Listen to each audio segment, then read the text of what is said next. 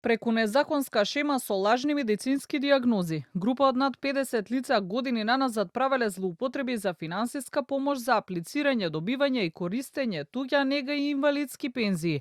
Бирото за јавна безбедност од утрово спроведува голема полициска акција за сузбивање на организиран криминал и корупција во здравствениот систем, мрежа во која неофицијално се инволвирани доктори, членови на комисијата во ПИОМ, адвокат, вешто лице, управител во консултантско биро.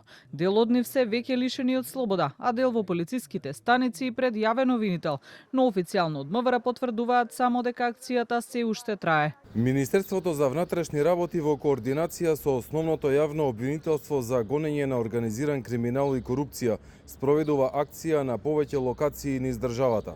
Станува збор за основаното мнение за сторени повеќе кривични дела со кое е сторена штета на Фондот за здравство.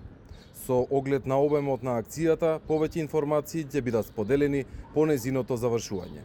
Неофицијално се вршат претреси на 21 локација, на домашни адреси на осомничени службени лица, во канцелариите на докторите во клиничкиот центар Мајка Тереза во Скопје, клиничката болница во Тетово, општата болница Велес, во ординација и адвокатска канцеларија. Според информациите, досега се поднесени кривични пријави против 49 лица за злосторничко здружување, злоупотреба на службена положба и овластување, помагање, примање и давање подкуп, примање и давање награда за противзаконито влијание.